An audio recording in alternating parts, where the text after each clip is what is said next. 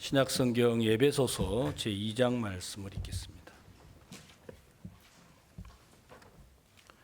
에베소서 2장 11절부터 22절 말씀까지 읽겠습니다.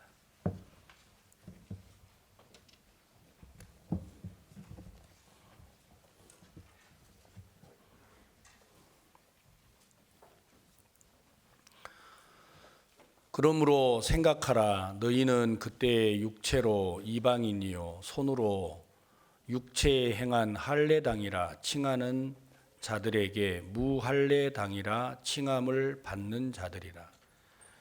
그때 너희는 그리스도 밖에 있었고 이스라엘 나라 밖에 사람이라. 약속의 언약들에 대하여 외인이요 세상에서 소망이 없고 하나님도 없는 자이더니 이제는 전에 멀리 있던 너희가 그리스도 예수 안에서 그리스도의 피로 가까워졌느니라. 그는 우리의 화평이신지라.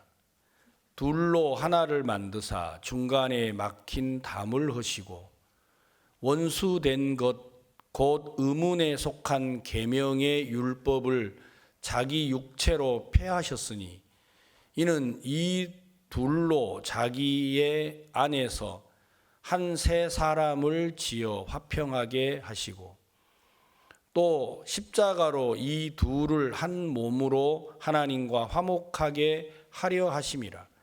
원수된 것을 십자가로 소멸하시고 또 오셔서 먼 데 있는 너희에게 평안을 전하고 가까운 데 있는 자들에게 평안을 전하셨으니 이는 저로 말미암아 우리 둘이 한 성령 안에서 하나님 아버지께 나아감을 얻게 하려 하심이라. 그러므로 이제부터 너희가 외인도 아니요 손도 아니요 오직 성도들과 동일한 시민이요 하나님의 권속이라. 너희는 사도들과 선지자들의 터 위에 세우심을 입은 자라. 그리스도 예수께서 친히 모퉁이 돌이 되셨느니라. 그의 안에서 건물마다 서로 연결하여 주 안에서 성전이 되어가고 너희도 성령 안에서 하나님의 거하실 처소가 되기 위하여 예수 안에서 함께 지어져 가느니라. 22절 말씀까지 읽겠습니다. 오늘 에베소서에 기록된 말씀은 바울이 복음을 전해서 구원을 받은 에베소 교회 성도들에게 글을 써서 보낸 내용입니다. 저는 오늘 이 2장에 기록된 말씀을 제가 아침부터 읽다가 2장 뒷부분을 우리 성도들하고 같이 교제하려고 생각을 했습니다. 2장 이 전반부에 보면 너희의 허물과 죄로 죽었던 너희를 살리셨도다. 바울은 구원을 받은 에베소 교회 성도들에게 너희가 허물과 죄로 죽었던 너희를 하나님이 살렸다. 다시 말하면 구원을 받으신 거죠. 구원을 받은 에베소 교회 성도들에게 그들이 받은 이 구원의 가치와 능력을 바울이 이 에베소서 2장을 통해서 소상하게 우리에게 다시 말씀을 하고 있습니다. 오늘 우리 성도들이 대부분 다 구원을 받으셨고 또 오늘 이 자리에 혹이라도 구원을 받지 아니하신 분들이 있을 수 있는데 여러분이 받은 이 구원의 가치와 능력을 정말 여러분이 이 예배가 끝나기 전에 여러분 마음에 발견을 하셨으면 하는 마음이 제 마음에 있습니다. 왜냐하면 우리가 회사를 다니면서도 그 회사에 대한 자부심을 가지고 회사를 다니는 사람은 얼마나 행복하겠어요. 가정생활을 하면서도 내 남편에 대한 자부심을 갖는 아내, 내 아내에 대한 자부심을 갖는 남편, 여러분 그런 사람들 얼마나 행복하시겠습니까? 저는 제가 회사를 다니면서도 가정을 갖고 하나님을 섬기면서도 제 마음속에 내가 받은 이 구원의 가치가 얼마나 큰지 제게 그 의미를 알려주셨던 때가 있었습니다. 저는 1987년도에 구원을 받았는데, 구원을 받고 제가 90년도에 선교학교에 들어와서 목회를 시작을 했습니다. 그러니까 이제 34년째 제가 목회 일을 하고 있는데, 저는 초창기에 제가 이제 지난 날들을 더듬어 보면 내가 목회를 하는 동안 어떤 마음이었는지를 저도 한 번씩 더듬어 봅니다. 제가 목회를 시작하면서 저는 이런 마음이었던 것 같습니다. 제가 목사가 됐으니까 잘하고 싶었습니다. 그냥 평범한 생각이죠. 잘하려 그러면 어떻게 해야 하겠습니까? 설교도 잘해야 되고, 기도도 잘해야 되고, 전도도 잘해야 되고. 그래서 제가 하는 이 목회지에서 성도들이 많아져서 사람들이 보았을 때 외관적으로라도, 여러분, 제가 하는 목회지에 사람이 많아지기를 바라고 제가 목회를 했던 것 같아요. 그래서 저는 처음으로 목회지에 충청남도 예산이라는 데를 갔는데 성도가 5분이 계시더라고요. 그곳에 가서 제가 2년 10개월을 목회를 했습니다. 그러는 동안에 2년 10개월이 되니까 성도들이 60명이 되더라고요. 그래서 서산이라는 교회를 개척을 했습니다. 그리고 나니까 이제 목회지를 강원도 강릉으로 옮기라고 하시더라고요. 자, 이제 강릉에 간 지 3년 10개월을 강릉교회에 있었습니다. 강릉에 가서 성도들이 35명 정도 나오시는데, 우리 예배당을 새로 건축을 했어요. 이제 2천만 원의 전세를 살고 있는 강릉교회를 이제 450평 땅을 사가지고 교회를 짓고 3년 10개월이 되니까 성도가 120명이 되더라고요. 그래서 제가 이제 강릉교회에 있다가 여기 우리 교회 옆에 북부산 교회를 이제 가라고 해서 북부산 교회로 오게 됐습니다. 북부산 교회에 제가 와서 1년 한 달을 살았는데 그때 이 건물을 지었어요. 이 건물 천정을 기어다니면서 제가 오늘 임원회 하면서 건물을 어떻게 지었는지, 땅 1층을 어떻게 했는지, 보일러 어떻게 깔았는지 제가 이제 여기 와서 같이 했기 때문에 1년 1개월을 있다가 갑자기 제가 이제 사역자 이동이 명령이 나서 부산에는 사실 얼마 있지를 못했습니다. 그러다가 제가 서울 목동에 있는 양천교회로 이동을 했습니다. 양천교회 가니까 성도가 이제 굉장히 양천교회가 큰 어려움을 한번 교회에 겪게 됐어요. 그래서 이제 성도들이 많이 요동을 하고 흔들려 가지고 성도들이 70명 정도가 남아 있었어요. 그래서 이제 서울에 우리 교회가 하나도 예배당이 없었을 때인데 박옥수 목사님이 저를 보고 예배당을 건축을 하라고 하시더라고요. 그 큰 교회도 있는데 왜 저를 보러 하라고 하실까? 그래서 이제 목사님을 따라서 믿음을 제가 이제 배워야 되니까 목사님이 하라고 하시는 일을 하려고 하는데 이게 쉽지가 않은 거예요. 성도들이 70명 정도가 있으니까 그 성도들하고 예배당을 건축을 하려고 하는데 이게 어렵잖아요.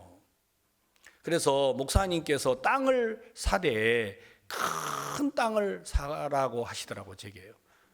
그리고 하신 말씀이 우리나라에서 땅값이 제일 싼 데가 어디냐고 내게 물어보시더라고요.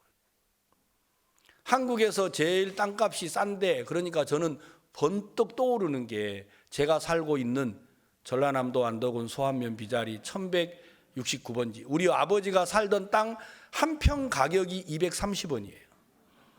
거기가 번뜩 떠올랐어요. 땅값 싼 데는 우리 집인데 하고 있는데 목사님께서 무슨 생각을 그렇게 많이 하느냐고 우리나라의 제일 땅값 싼 데는 서울 목동이라고 하시더라고요.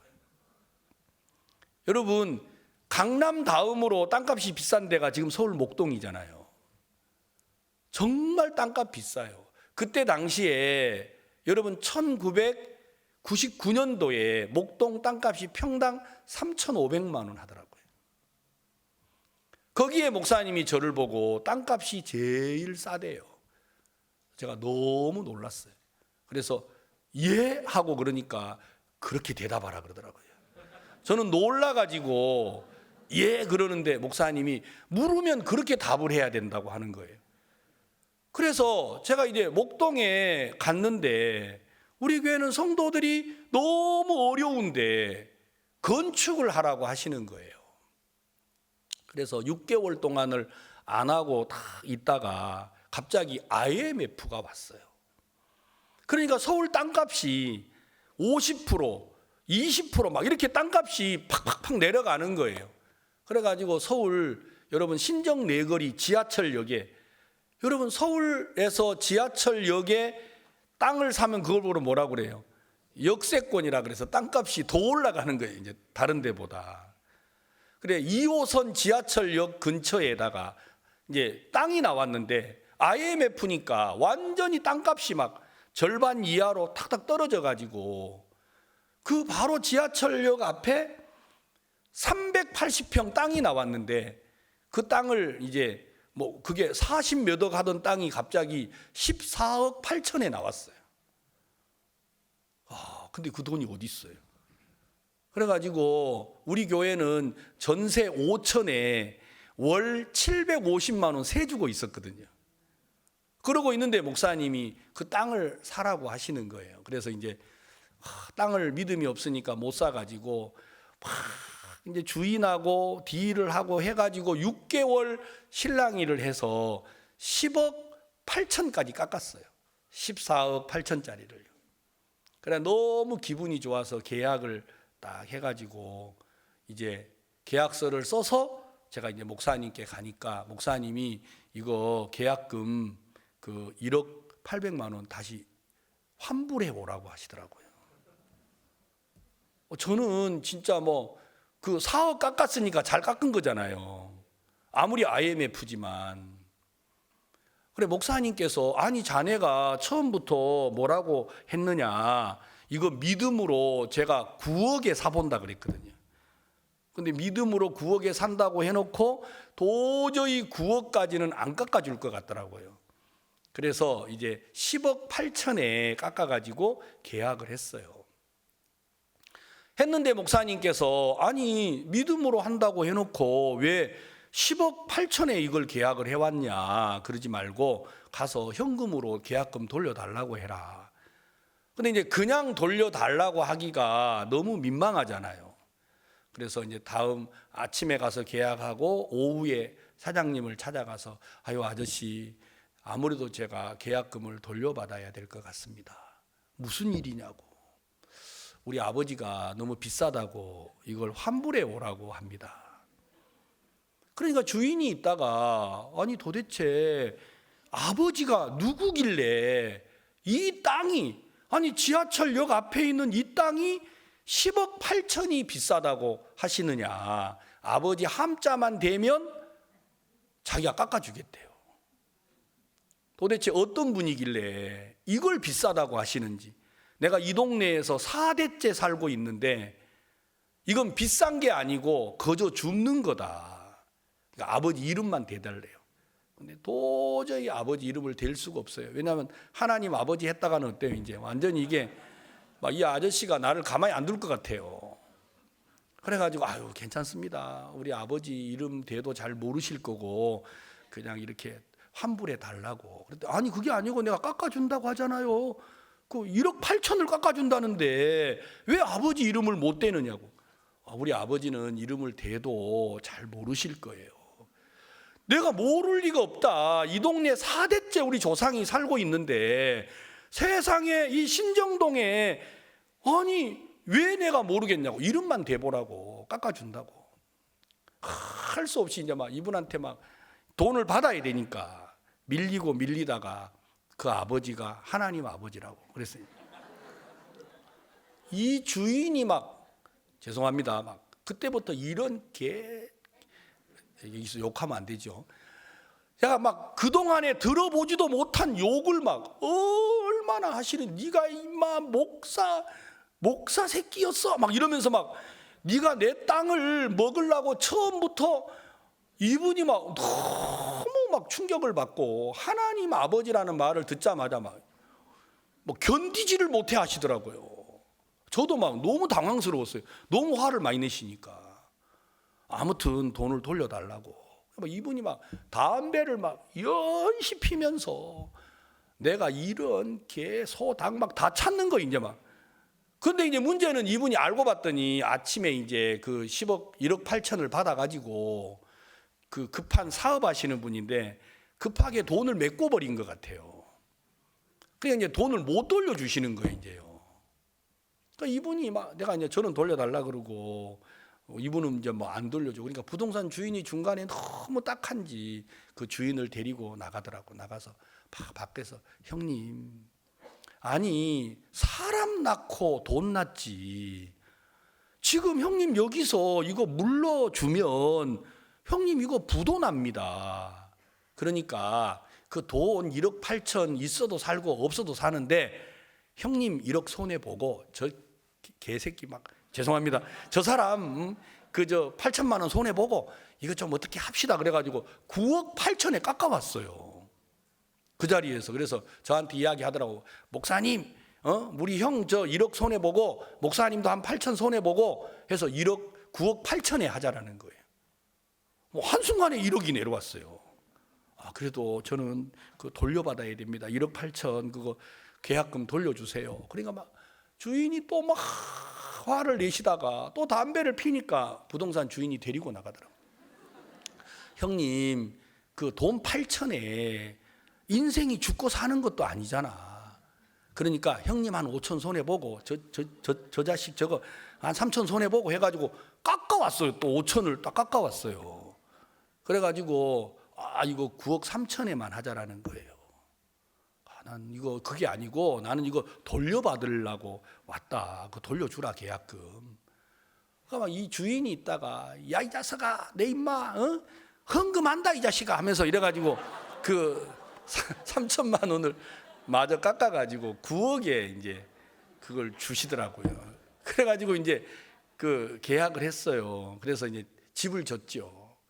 그러니까 이제 사람들이 볼 때, 야, 저 사람 말이야, 일 잘한다. 어떻게 14억 8천짜리를 지금 이번에 이제 우리 양천교회 거기를 이제 개발을 해가지고 다시 이제 땅을 팔아야 되는데 250억을 주고 판다고 하더라고요. 여러분, 설교에는 감동이 안 되고 여러분 돈 이야기하니까 감동이 금방 되는 거예요. 그래서 팔지 말라 그랬어요. 어떻게 그 지하철역 앞에 그거 팔아도 다시 다른 데 가서 지하철역 앞에 250억 주고 땅 살 수 있어요, 없어요? 서울 못 사요, 지금요. 그러니까 이제 그 땅을 안 팔고 우리가 거기다가 새로 집을 짓기로 이제 그렇게 했습니다. 제가 이제 그렇게 하니까 사람들이 다 눈에 보이는 결과를 따라서 저분은 믿음으로 일을 한다, 잘한다. 그러니까 잘하려고 하니까 이게 피도 끝도 없더라고요. 그래가지고 제가 서울에 있다가 전주로 갔어요. 전주에 가서 더 잘하려고 하니까 어때야 돼요? 전주에 가서는 28만 평 땅을 샀어요. 처음 들어본 얘기죠. 전주에 학교를 하려고 전주에 28만 평을 샀어요. 그래서 이제 학교를 하려고 전주교회에서 일을 시작을 딱 하는데 선교회에서 학교를 전주에서 하지 말고 미국에서 하라고 저를 미국 뉴욕으로 선교를 보내더라고요. 저는요 미국으로 선교를 떠날 때 이런 생각을 했어요.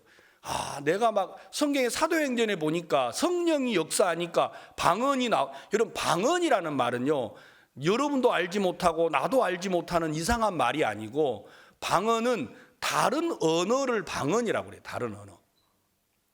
그러니까 제가 미국에 가면 하나님이 내게 방언을 줄 것 같더라고요.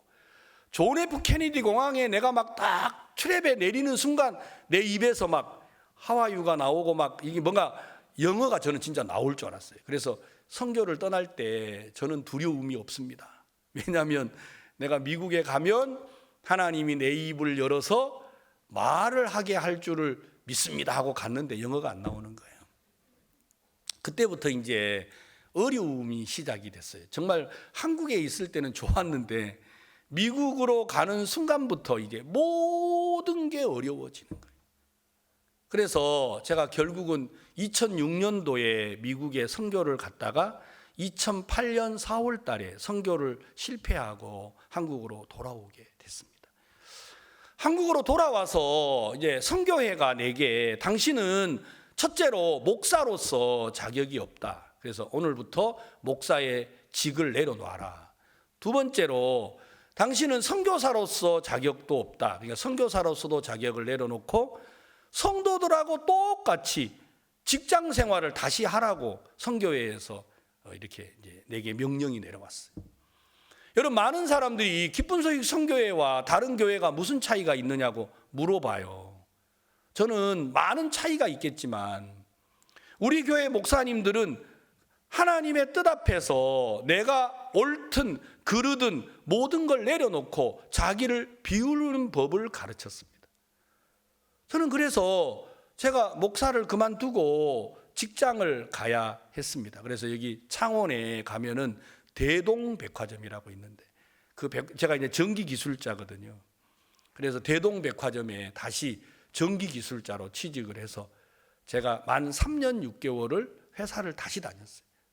저는 구원받기 전에 울산 현대에서 제가 근무를 했습니다. 제가 하는 이제 전공 분야는 여러분 여러분 막 40만 톤, 30만 톤 이런 배, 여러분 30만 톤 배가 얼마나 큰지 모르죠.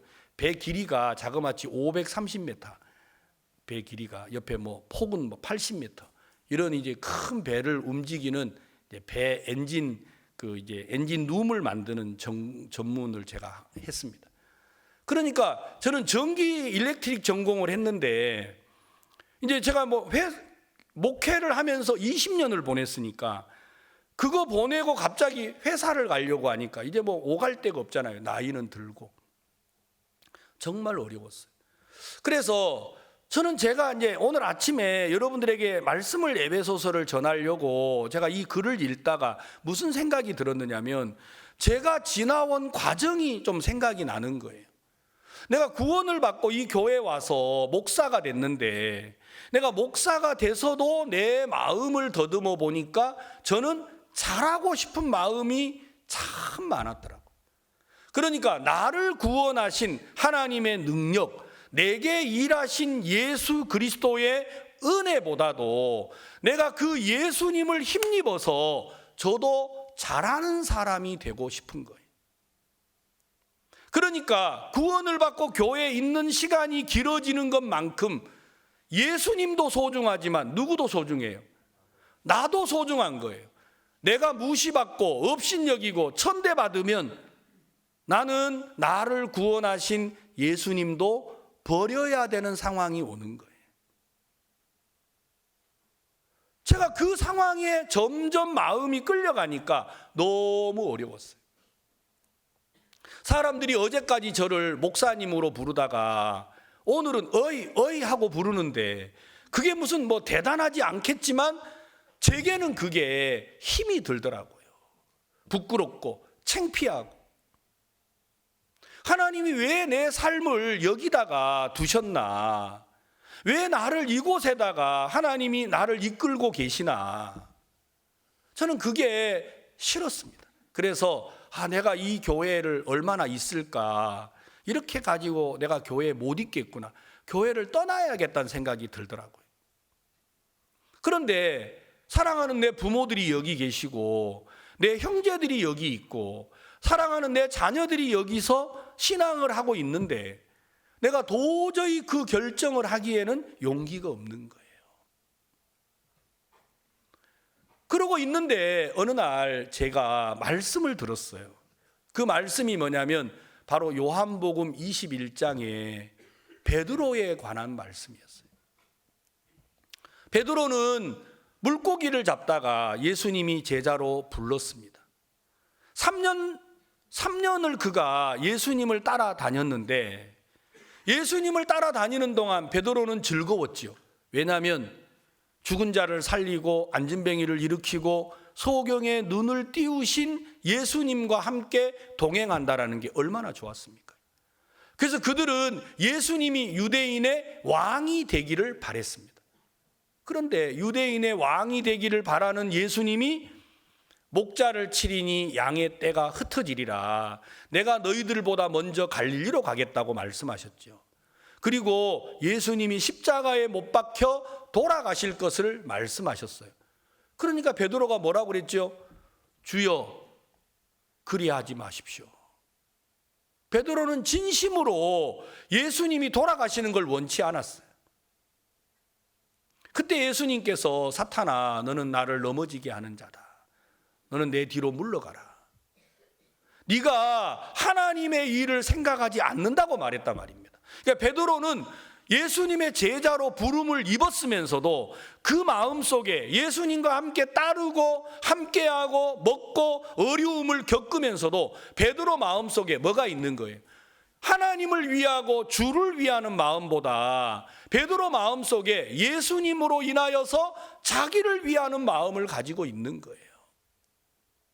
그런 베드로, 예수님이 십자가에 못 박혀 돌아가실 때가 되니까 사람들이 베드로에게 물었잖아요. 너도 그 사람이잖아. 아니요, 난 갈릴 사람 아니에요. 너 예수님과 함께 있었잖아. 너 목소리를 봐봐. 너 갈릴리 사람이잖아. 아니라니까요. 세 번째로 너도 그의 제자잖아. 그러니까 나는 그런 사람 모른다고 저주를 해버렸어요. 그리고 예수님을 부인하고 예수님은 십자가에 못 박히시고 베드로는 갈릴리 바다로 가버렸죠. 베드로 마음속에 내가 무슨 제자야. 내가 무슨 제자야.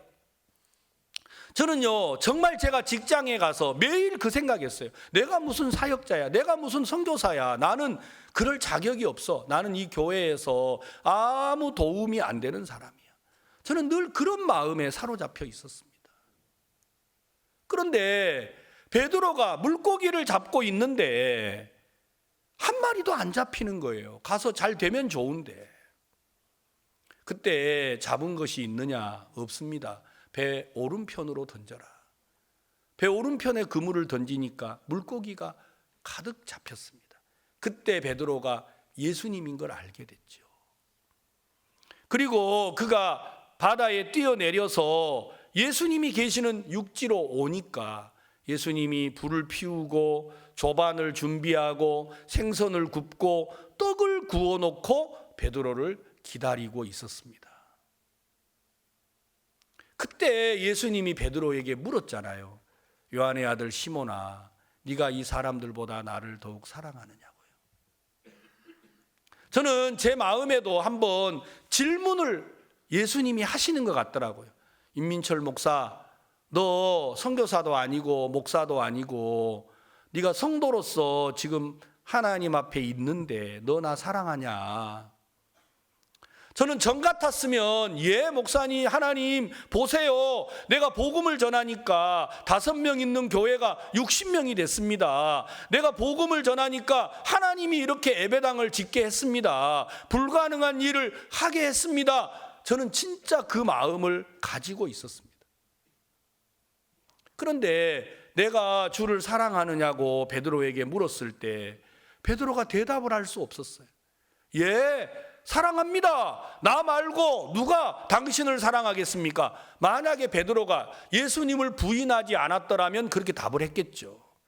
다 주를 버릴지라도 나는 죽을지언정 주를 버리지 않겠다고 다짐했던 베드로인데 베드로가 예수님을 모른다고 저주하면서 3번씩이나 부인을 했지 않습니까? 그럼 베드로가 무슨 낯짝으로 내가 주를 사랑한다고 말할 수가 있겠습니까? 그때 베드로가 내가 주를 사랑하는 줄 주께서 아십니다. 저는요, 정말 나 같은 사람, 저는 내가 전도를 잘하고 믿음이 있고 하나님을 잘 섬기니까 하나님이 나를 목사로 세운다고 착각을 한 적이 있습니다. 사랑하는 성도 여러분, 꼭 기억하십시오. 우리 교회에 장로님들이 있는데 여러분보다 뛰어나고 믿음이 있어서 장로가 됐다고 착각하지 마십시오. 우리 교회는 그렇게 장로를 세우지 않습니다. 여러분, 남들보다 뛰어나고 잘나서 장로가 되는 게 아니라 진짜 하나님의 종은 자기가 아무것도 아닌 걸 발견한 그들이 바로 하나님의 종이 될 수 있습니다.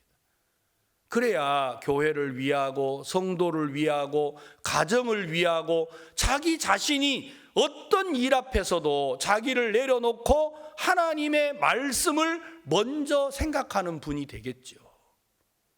만약에 잘난 사람이 장로가 되고 잘난 사람이 목사가 되면 성도들은 얼마나 피곤하겠어요. 성도들이 잘 못할 때마다 두려워요, 안 두려워요? 우리 목사님은 실수가 없는데, 실수 많은 여러분이 그런 목사님 만나려고 그러면 어때요?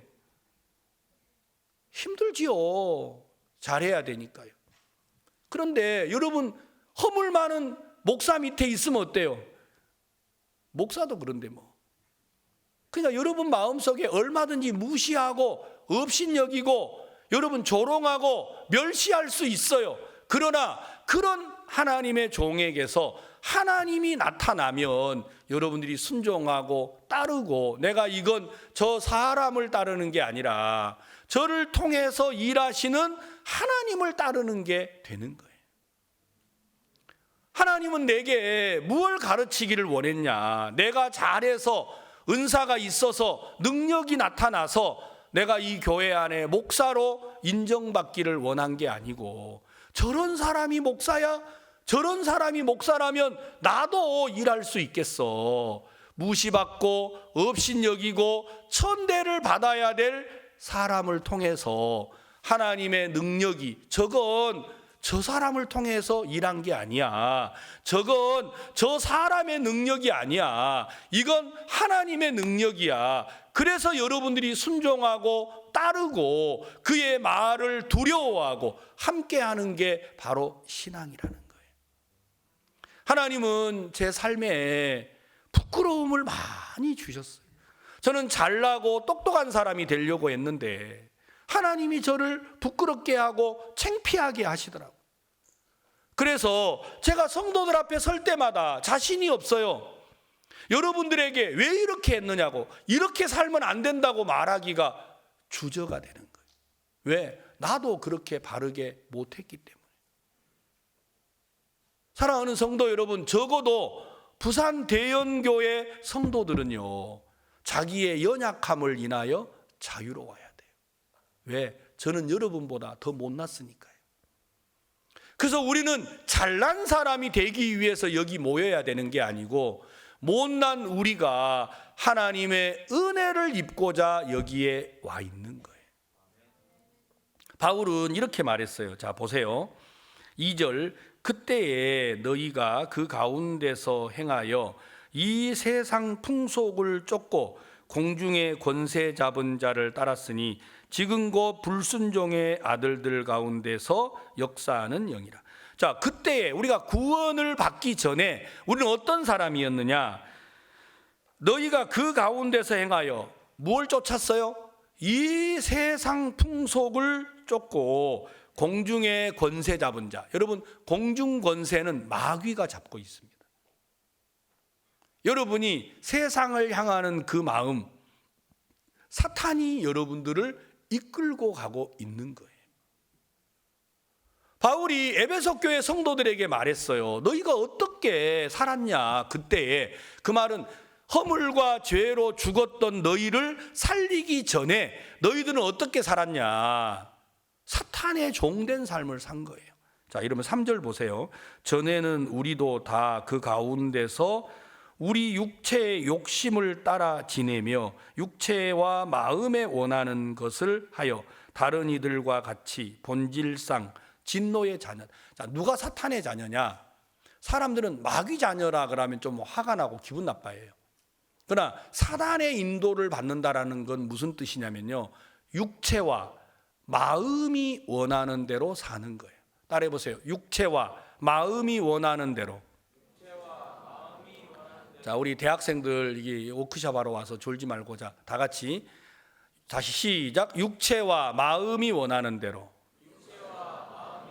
예, 이렇게 사는 게 사탄의 종으로 사는 거예요.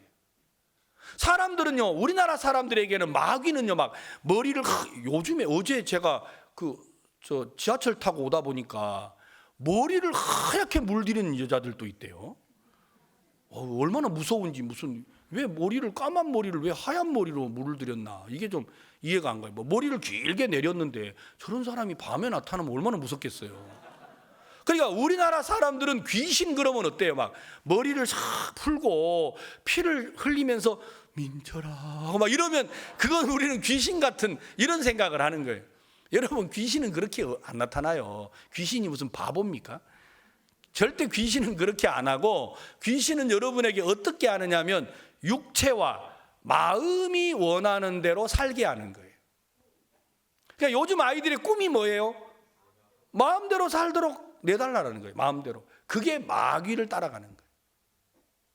목사님, 나도요, 내 마음대로 좀 살고 싶어요. 여러분, 그게 바로 마귀를 따라가는 거예요. 알았습니까? 그러니까 사람들이 자기가 사탄의 종으로 사는 줄을 몰라요.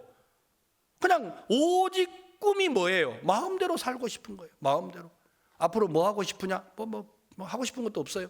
앞으로 뭐가 될래? 뭐가 되는 것도 없어요. 그냥 자고 싶어요. 마음대로 살고 싶다라는 거예요. 눈 뜨면 먹고 싶고 시간 나면 놀고 싶고.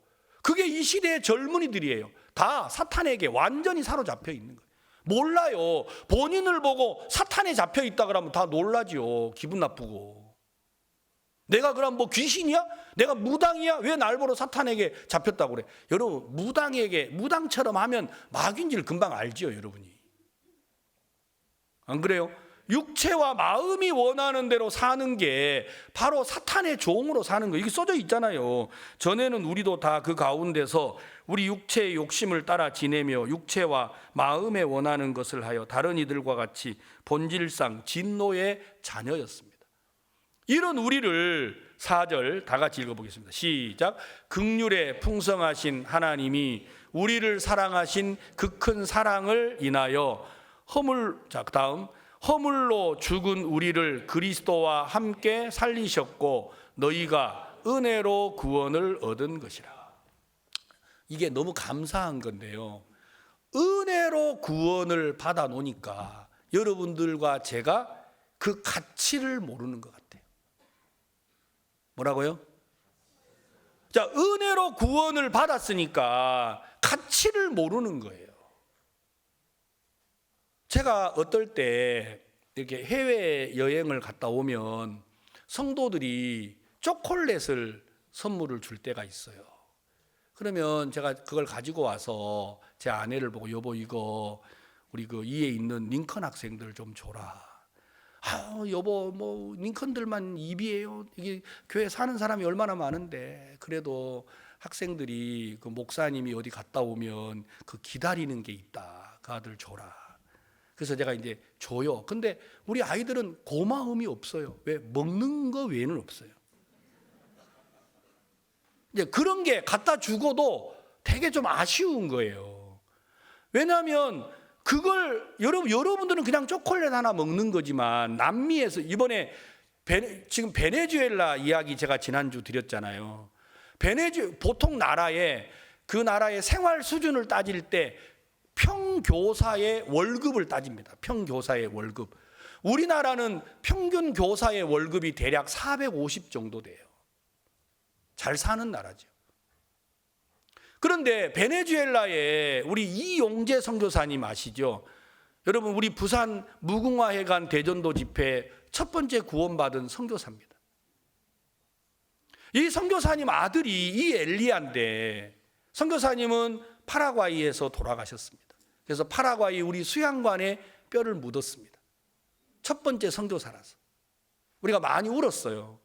근데 그 아들이 이번에 베네수엘라로 갔어요. 제가 지난번 콜롬비아 월드캠프 때 지난달이죠. 만났는데 간증을 하더라고요. 저는 베네수엘라가 너무 좋습니다. 근데 왜 좋은가를 제가 들어봤어요. 그래서 목사님이 이엘리야 선교사 간증을 듣다가, 아니 그래 이엘리야, 그 나라 교사는 한 달 월급이 얼마를 받아 하고 물어보셨어요. 그러니까 6달러를 받는다 그랬어요. 한 달 월급이 6달러. 근데 그 간증을 듣고 한순간에, 여러분 뭐 얼음이 얼었다 이런 표현 하잖아요. 한순간에 선교사들이 모두가 입을 닫은 거예요. 아무도 말을 안 하는 거예요. 6달러라고 하니까요. 우리 모두의 마음에, 야, 세상에 나는 6달러는 더 있는데, 저 사람을 보고 믿음이 있다 없다 막 우리가 때때로 책망도 하고 했잖아요. 근데 나는 6달러 받는 그런 나라에 가서 살겠나? 못 살지요. 못 살죠. 콜라 한 병에 얼마냐 그러니까 5만 원 한다 그러더라고요. 차베스라고 하는 대통령이 좌파 대통령인데 모든 걸 등록금 무료, 생활비 무료, 기름 무료 다 공짜로 해줘가지고 나라가 쫄딱 망해서 전 세계에서 제일 가난한 나라가 돼버렸어요. 그 나라에 선교사로 갔어요. 제가 그 글을 읽다가 간증을 듣다가 내가 여러분들에게 편지를 보냈잖아요. 사랑하는 성도 여러분, 여러분은 6달러가 없습니까? 우리가 큰 걸 들여서 선교를 하는 게 아니고 6달러면 한 나라, 한 선교사 살릴 수 있습니다. 형제 자매들이 제게 정말 많이 전화를 하셨더라고요. 목사님, 제가 큰돈 연보 못합니다. 이거 꼭 베네수엘라에 보내주세요. 어떤 사람은 6만 원도 주고 어떤 사람은 60만 원도 주고. 그래서 이거 내게 주지 마시라고. 내가 이거 받으면 안 되고 이건 우리 교회 선교비로 받아놓는 통장이 거기다가 헌금을 하시라고. 정말 제가 마음에 너무 감사한 거예요. 우리가 신령한 사람, 하나님은 그걸 원하지 않습니다. 우리가 아무것도 아닌데, 진짜 못난 인간들인데 우리가 구원을 받았다. 저는 제가 이 에베소서를 읽으면서 제가 아침에 이 강단에 오르면서 많은 생각을 했어요. 여러분, 우리가 받은 이 구원의 가치를 과연 어떻게 설명을 해줄 것인가? 하나님이 나를 구원했다라는 게 공짜로 한 거잖아요. 아무것도 없이 나를 구원한 거예요. 그러니까 우리는 그 구원의 가치를 너무 몰라요. 그래서 화가 나면 교회 안 나와요. 화가 나면 뭐 교회가 이래. 왜? 공짜니까요. 여러분, 삼성이라는 회사 들어가서 여러분 뭐라고 하면 회사가 왜 이래 이래요? 당장 쫓겨나는데. 저는 현대 다니면서 정주영 회장님이 이렇게 내게 말했어요. 임자, 내 회사에 와서 내 밥을 먹으려고 그러면 내 말 들어야 되는 거 아니야? 그 정주영 씨 자서전에 나오잖아요. 여러분, 현대 다니려고 그러면 정주영 회장 말 들어야 돼, 안 들어야 돼? 들어야 돼요. 사람들이 날 보러 왜 목사님 머리가 그렇게 짧아요 그러는데, 이게요, 회사 다닐 때부터 이렇게 여기서 좀 더 길어서 카라에 머리가 닳으면 회사 잘라버려요. 그런 거 아세요? 현대는요, 이 머리가, 뒷머리가 카라에 닳으면 바로 퇴사예요.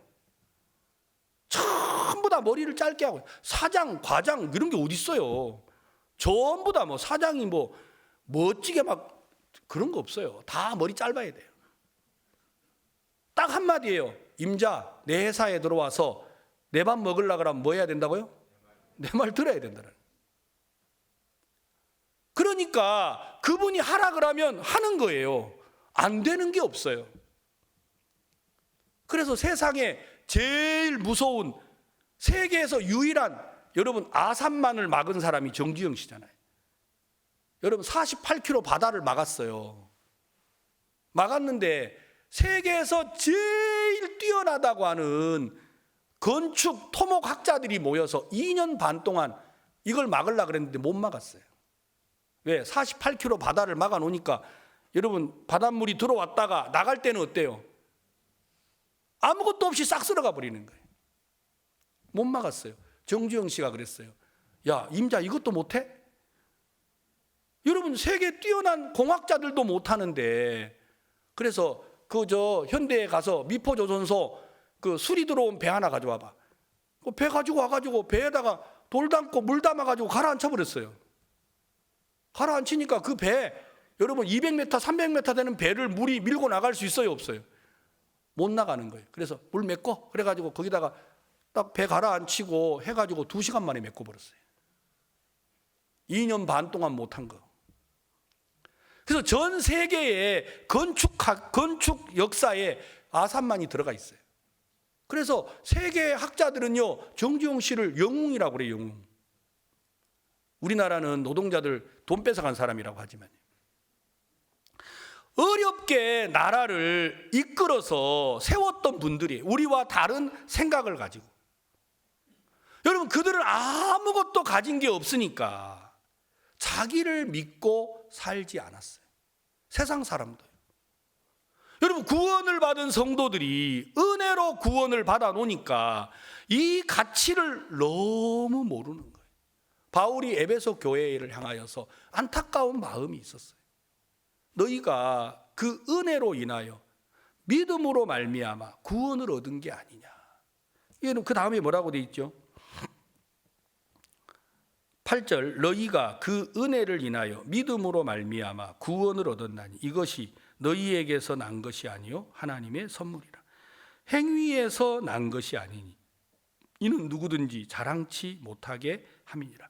자, 우리가 구원이 우리 행위와 관계가 있어요, 없어요? 없어요. 그러니까 더 여러분들이 그 가치를 몰라요. 저런 사람이 구원을 받은 거야? 저런 사람도 하나님이 구원해 주신 거야?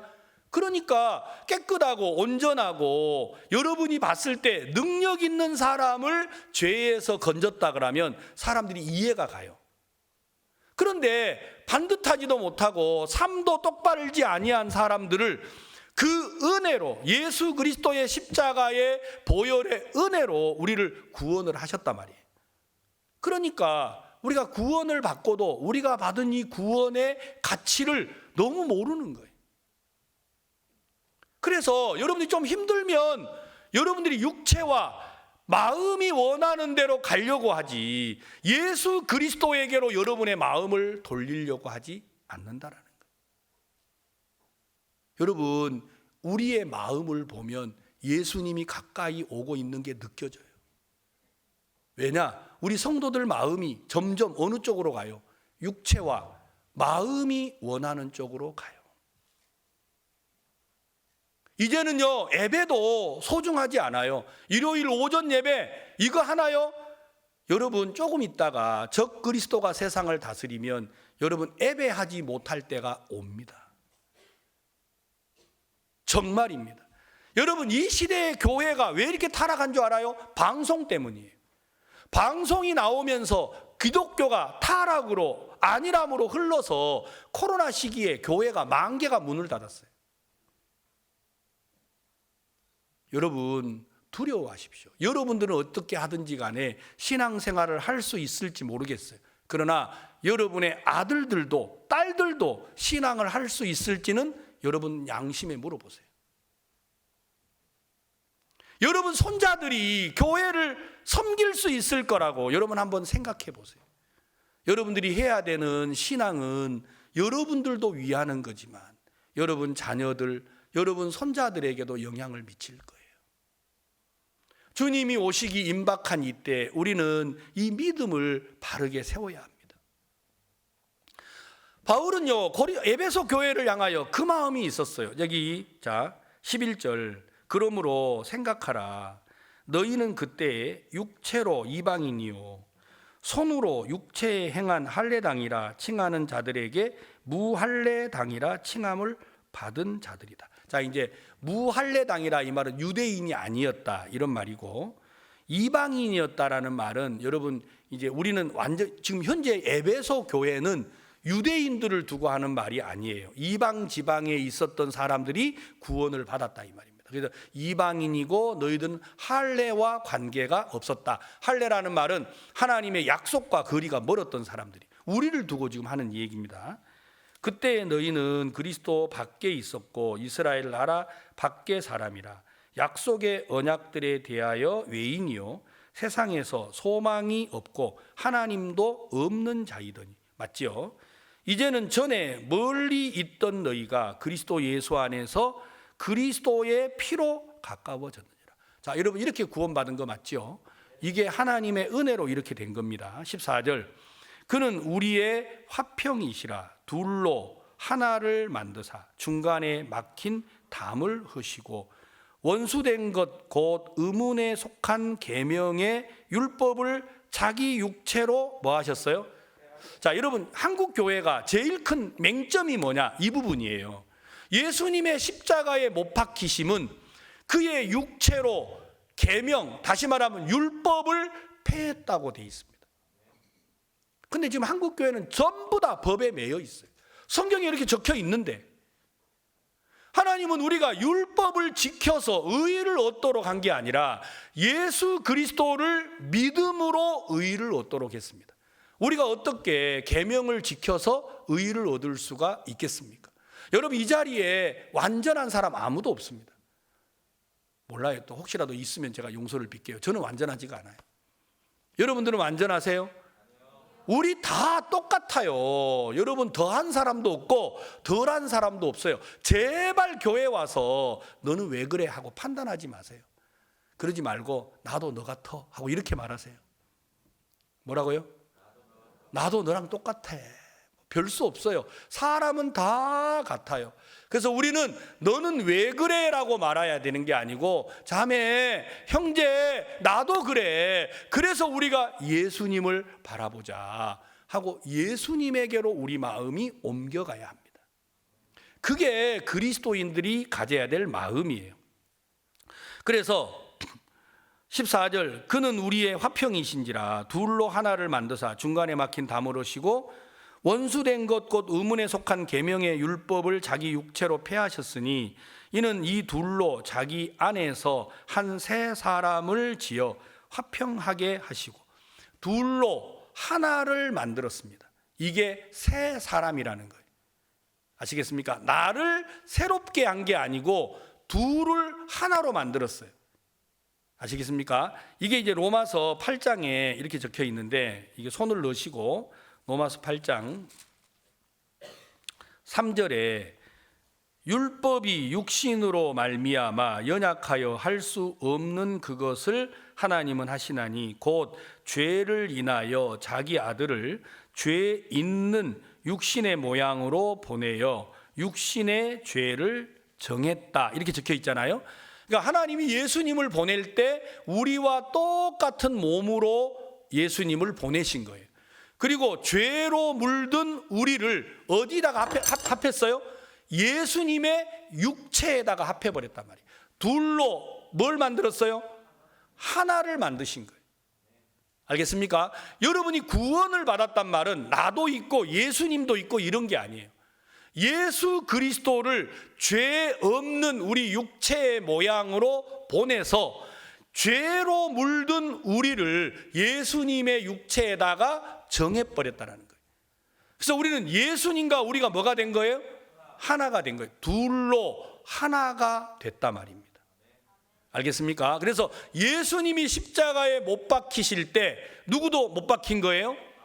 나도 죽은 거예요.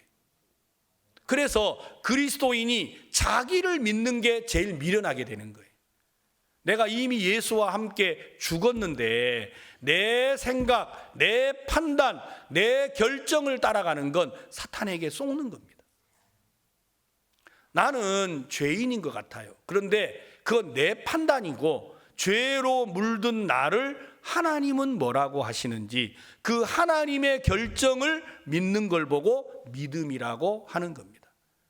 그래서 로마서 8장에 율법이 육신으로 말미암아 연약하여 할 수 없는 그것을 하나님은 하시나니 곧 죄를 인하여 자기 아들을 죄 있는 육신의 모양으로 보내어 육신의 죄를 정해버렸습니다. 우리의 죄를 예수님의 육체에다가 정했습니다.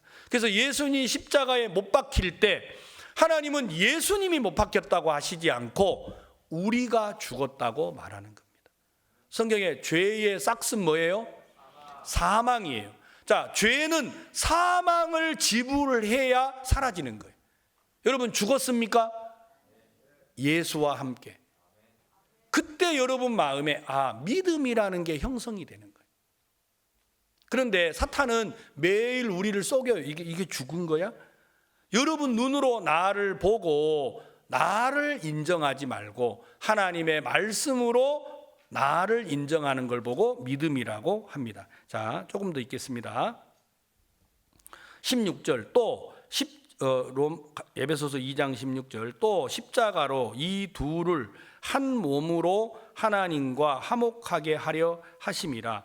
원수된 것을 십자가로 소멸하시고 또 오셔서 먼 데 있는 너희에게 평안을 전하고 가까운 데 있는 자들에게 평안을 전하셨으니 이는 저로 말미암아 우리 둘이 한 성령 안에서 아버지께 나아감을 얻게 하려 하심이라. 자, 둘로 하나가 됐다. 이걸 꼭 기억하십시오. 그러니까 우리가 하나님 앞에 나갈 때 나로 나가는 게 아니라 예수와 하나가 돼서 나가는 거예요. 그러니까 여러분이 하늘나라 가면 바로 지옥 가지요. 나쁜 짓 한 거 뭐 다 아니까. 근데 예수님과 함께 가면 어때요? 우리는 예수님으로 하나님 앞에 서는 거예요. 아시겠습니까? 자, 19절. 그러므로 다 같이 읽겠습니다. 19절 시작.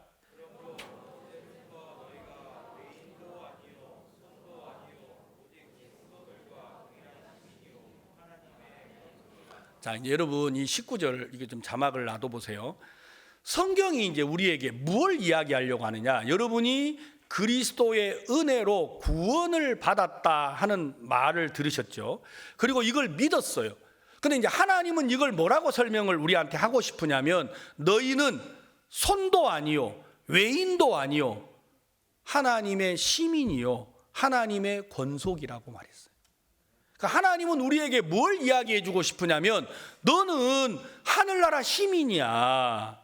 너는 나와 한 가족이야. 이 얘기를 하고 싶은 거예요. 하나님이. 여러분 생각 한번 해보세요. 여러분이 하나님의 가족이다. 하나님의 아들이다. 하나님의 딸이다. 하늘나라 시민이다. 그러면 여러분에게 어려움이 오고 문제가 다가와요. 누가 책임져야 돼? 여러분 금붕어처럼 눈만 멀뚱멀뚱 하지 말고 누가 책임져야 돼요? 말 좀 해보세요. 정말이에요. 하나님이 여러분들을 책임져야 돼요. 그건 여러분들이 바라고 구해서가 아니에요. 하나님의 의무예요. 하나님의 의무. 근데 문제는 여러분 이걸 안 믿는다니까. 하나님이 나 같은 거 돕겠나? 혹시 그런 마음 먹어봤어요? 사탄아 물러가라 해. 하나님 왜 우리를 안 도와요? 하나님 우리 반드시 도와야 돼. 안 도우면 하나님 문제가 있는 거예요. 왜 성경에 뭐라고 돼 있어요? 하나님의 시민이요 하나님의 권속이라고 했어요. 왜 안 도와요? 왜? 사람들은 자꾸 뭐라 하냐면 아이고 당신 꼬라지를 보세요. 하나님이 도와주나. 어떻게 그런 말을 함부로 하는지 모르겠어요. 내 꼬라지가 어때서 그래 내 꼬라지 개꼬라지다. 그렇지만 하나님이 나를 시민이라고 했다. 그러니까 도와야 돼 안 도와야 돼? 도와야죠. 당연히 도와야죠. 여러분 부산 대형교회 성도는 하나님이 안 도울 사람이 아무도 없어요. 그런데 왜 집에 가서 엄한 생각하고 있습니까? 내가 이런데 아이고 하나님이 우리 가정을 돕겠나? 내가 이런데 하나님이 우리 속에 역사하시겠나? 안 그래요. 하나님이 안 도우실 일이 없어요. 어제 우리가 연합 장년회를 했는데 한 집사님이 와서 내 손을 잡더니 막 고맙습니다. 우리 교회 집사님은 안 그러고 다른 교회 집사님이 와서 내 손을 잡고 막 고마워하더라. 그래서 아니 왜 뭐 때문에 고마워하시느냐? 목사님 제가 말로 다 어찌하겠습니까? 고맙습니다. 우리 아들이 잘 지내고 있습니다. 그러더라고요. 얼마 전에 그 집사님이 이제 그 자매님하고 둘이 계속 내한테 전화를 하는 거예요. 목사님 시간 좀 내주세요. 시간 좀 내주세요. 아니 우리 교회 성도도 다 상담을 못 하는데 왜 그러냐고. 그래도 꼭 시간을 내서 자기 아들을 좀 만나달래. 그래서 됐습니다. 저는 그 교회 목사님 찾아가서 만나셔야지 왜 날 보러 자꾸 만나라고 그러냐고. 한 번만 만나달래. 그래서 주일 예배 마치니까 밑에 이제 목양실에 기다리고 있더라고요. 그래서 우리 교회 성도 먼저 해야 되니까 다 끝나고 오라고 다. 제일 마지막에 이제 이분들이 오셨어요. 그래 이제 오시기 이제 전에 그 형제님이 미리 내한테 말을 하더라고요. 목사님, 우리 아들이 26인데 여자에 미쳤습니다. 그러니까 26살인데 완전 여자에 폭 빠져가지고 지금 정신이 없대요.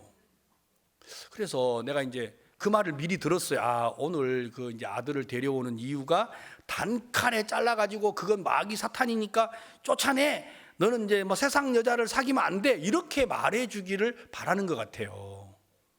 그러면 나쁜 놈이 누가 되라는 거예요? 날 보러 되라는 거잖아요. 난 그건 하고 싶지 않았어요. 그래서 이제 아들하고 이제 엄마하고 딱 아들이 먼저 들어왔어요.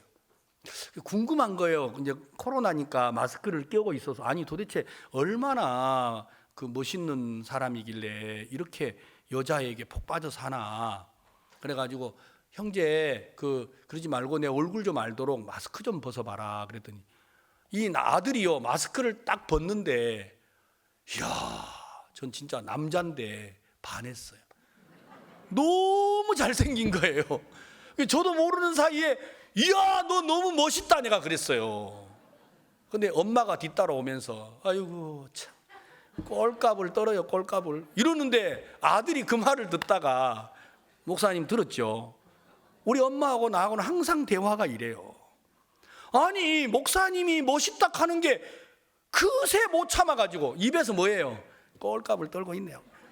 그러니까 이게 이제 막 바로 말이 나오니까 이 아들이 목사님 들었죠? 엄마하고 나하고는 이렇게 대화가 안 돼요. 그래서 이유가 뭐냐 그러니까 막 엄마가 딱 다다다다 이야기하더라고. 이 아들이 지금 대학을 졸업해서 지금 회사를 가야 되는데 가라는 회사는 안 가고 여자에 미쳐가지고 막 그 여자를 또 뭐 이렇게 막 욕하는 소리 있잖아요. 막 뭐 어디에 빠져가지고 막 미쳐서 어떻게 막 하는데 내가 아들 보러 그랬어요. 야, 너 엄마 말 다 듣지 말고 내가 봤을 때 네 얼굴이 이 정도면 너를 따르는 여자가 보통이 넘겠다. 그런데 너를 좋아하는 사람을 절대 버리지 말라 그랬어요. 그러니까 이 아들의 얼굴은 해와 같이 빛나고 엄마하고 아버지는 갑자기 있다가 목사님 이건 아니죠 그러더라고. 그래서 아니 이게 아니면 그럼 뭐 내가 두드려 팰까요? 그러니까 아니 말이야 이거 아니죠. 그러니까 뭐 때문에 온 거예요? 그 막 마귀 사탄이니까 자르라고 해달라고 온 것 같아요. 그래서 절대 자르지 마라. 너를 좋아하는 사람을 버리면 너 저주받는다. 그러니까 이제 아들이 있다가 엄마 들었죠? 엄마가 그래 존경하는 목사님 한 번만 만나자 했잖아요. 그리고 목사님이 결정하지 하는 대로 따르자 했잖아요. 근데 지금 이 목사님이 뭐라 그래요? 여자 버리지 말라 하잖아. 그냥 막 엄마 아빠가 입을 다물고 하는데 진짜더라고. 아니 그 좋아하는 걸 어떻게 버려요? 버리지 말아야지 좋은 건데. 그래서 절대 버리지 마라. 그리고 꼭 붙잡아라. 그러니까 막 이 친구가 이제 막 마음이 확 풀어진 거예요. 그리고 목사님 말만 하십시오. 내가 다 듣겠습니다. 마음이 열려서 이제는 내가 무슨 말을 해도 다 듣겠다라는 거예요. 얼마나 좋아요. 그래서 이야기했어요. 야, 너에게 그 여자를 사모하고 사랑하는 마음은 어디서 온 줄 아냐? 어디서 오긴요? 여자가 너무 잘생겨서 그렇죠. 안 그래. 제가 성경을 펴서 남자에게 여자를 사모하는 마음은 하나님이 주셨다고 읽어줬어요. 성경에 돼 있어. 이거 네가 가진 게 아니고 하나님이 너에게 주신 거야. 그래서 내가 널 보러 이 마음 버리지 말라 그런 거야. 와, 하나님이 줬습니까? 너무 감동을 먹는 거예요. 야, 하나님도 어제 우리 대학생들 모였는데 우리는 연애하면 안 됩니까? 그러더라고. 누가 안 된다고 그래? 하나님이 그 마음 주셨기 때문에 그 마음 버리지 말라고 그랬어요, 제가. 그러면 이 땅에 왜 심판이 왔습니까? 하나님의 아들들이 사람의 딸들의 아름다움을 보고 자기들이 좋아하는 모든 자로 아내를 삼았다 돼 있어요. 그게 저주예요. 그러니까 하나님이 여자를 사랑하는 마음을 줬다면 여러분에게 꼭 맞는 뼈 중에 뼈요 살 중에 살인 사람을 하나님이 예비했을까요? 안 했을까요? 했어요. 근데 사람들이 그 마음을 못 믿고 누구를 고른다고요? 자기가 좋아하는 사람을 골라가지고 결혼을 하는 거예요. 그래서 고생을 하는 겁니다. 여러분도 고생하는 이유가 거기에 있어요. 여러분들이 고르고 골랐는데 원수를 골라가지고 이건 이제 미루지도 못해. 여러분요, 속지 마세요. 여러분 마음속에 좋아하는 마음은 누가 주셨다고요? 하나님이. 그 마음만 주시지 않고 여러분에게 꼭 맞는 사람도 하나님이 예비를 하셨어요. 그걸 못 믿으니까 사람들이 자기가 좋아하는 걸 찾아가다가 결국 파멸에 이르게 됐다라는 거예요. 야, 그 집 아들 잘 뒀더라고요. 제가 이 얘기하니까 목사님 됐습니다. 내가 오늘 집에 가서 딱 자르겠습니다. 그래가지고 정리 딱 하고 제가 오늘부터 회사 열심히 다니고 내가 목사님 말대로 살면 하나님이 나를 위하여 예비한 사람이 있을 거라고 내가 믿습니다. 새 사람이 싹 돼버렸어요. 여러분 그거 끊으라 했다면 나하고 원수졌을 거 아니에요. 그냥 그 아버지가 어제 작년에 왔는데 내 손을 붙잡고 고맙습니다. 고맙습니다. 왜? 매일 아들 보러 나가 죽어라, 때려차라, 그거 미친 거다, 그 마귀 사탄이다, 이렇게 하니까 점점 아이하고 반감이 일어나요, 안 일어나요? 점점 반감이 일어나는 거예요. 여러분 우리가 하는 게 아니에요. 성경은 뭐라고 돼 있습니까? 우리가 하늘의 시민이요 하나님의 권속이다. 우리는 마땅히 하나님 앞에 요구할 수 있어요. 저도 하늘의 시민입니다. 왜 나를 돕지 않습니까? 하고 한마디 할 수 있다니까. 알겠어요? 근데 마귀가 여러분들에게 속여가지고 시민은 무슨 시민, 나 같은 게 무슨, 여러분 그렇지 않아요. 여러분이 받은 이 구원은요 정말 대단한 거예요. 베드로가 그걸 몰랐어요. 그걸 모르고 예수를 부인했다라는 생각에만 빠져가지고 나는 제자가 아니야, 나는 제자가 아니야, 내가 무슨 제자야, 예수를 부인했는데 그 생각만 가지고 갈릴리 바다에 가 있는데 예수님은 그에게 가서 떡을 주고 고기를 주고 음식을 주고 그의 마음을 일으키는 일을 하더라고요. 그리고 물었어요. 요한의 아들 시몬아, 네가 나를 더 저 사람들보다 사랑하냐? 베드로가 가만히 생각해 보니까 나는 예수님을 사랑한다고 말할 수가 없는 거예요. 왜? 3번씩이나 부인을 했으니까. 그런데 이런 나를 찾아오셔서 아침을 준비하고 떡을 굽고 불을 피우고 생선을 구우신 그런 예수님, 예수님은 이런 내가 문제가 돼야 안 돼요? 안 되는 거예요. 그 사실을 베드로가 알게 됐어요. 아, 내가 주를 사랑하는 게 아니고 주님이 나를 사랑하고 계시는구나. 그렇다면 나도 주의 일을 하겠다. 그래서 그가 구원을 받고 예수님을 만난 다음에 성전을 올라가고 있었어요. 그 성전 입구에 누가 있었어요? 날 때부터 앉아있는 안진뱅이가 있었습니다. 베드로는 하루에 3번씩 매번 성전에 올라갔기 때문에 그 안진뱅이를 매번 봤어요. 그렇지만 그는 아무것도 해줄 수가 없었어요. 내가 어떻게 해요? 나같이 못난 놈이, 나같이 예수님 팔아먹은 놈이 내가 뭐를 해? 나는 사람이 아니야. 그렇게만 생각하던 베드로인데 베드로가 예수님을 만나서 예수님의 마음을 알고 난 다음 날 성전에 올라가는데 안진뱅이가 앉아서 구걸을 하는 거예요.